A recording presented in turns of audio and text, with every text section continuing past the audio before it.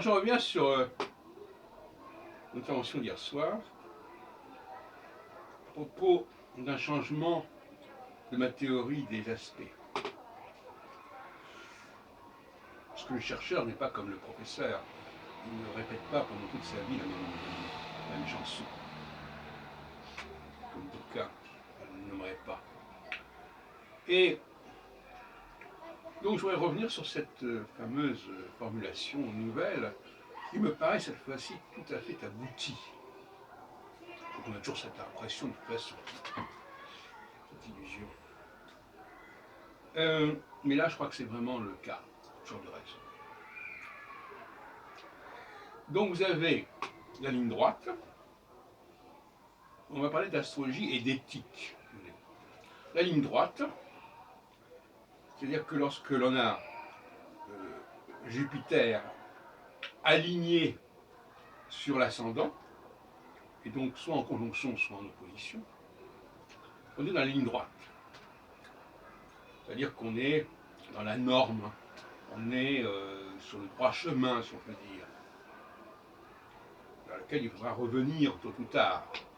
Et justement, dans l'autre sens, il y a le carré.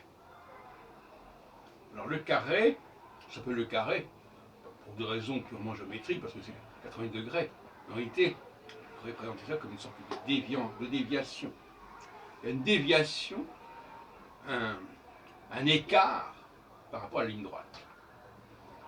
Et là, eh bien, on va être tenté par l'aventure, tout est à l'avenant.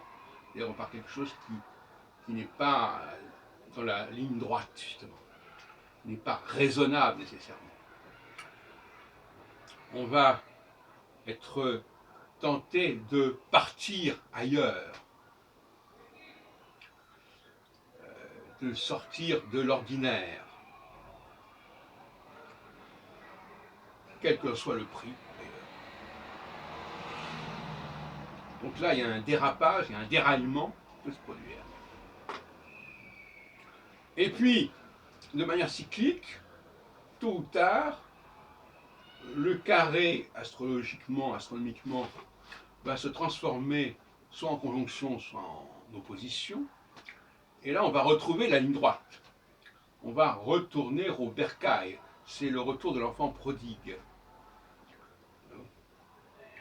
Et donc, pour nous résumer, en astrologie, l'équation, c'est Jupiter carré à l'ascendant, carré à gauche ou à droite, en dialectique avec Jupiter, en alignement avec l'ascendant, conjonction ou opposition.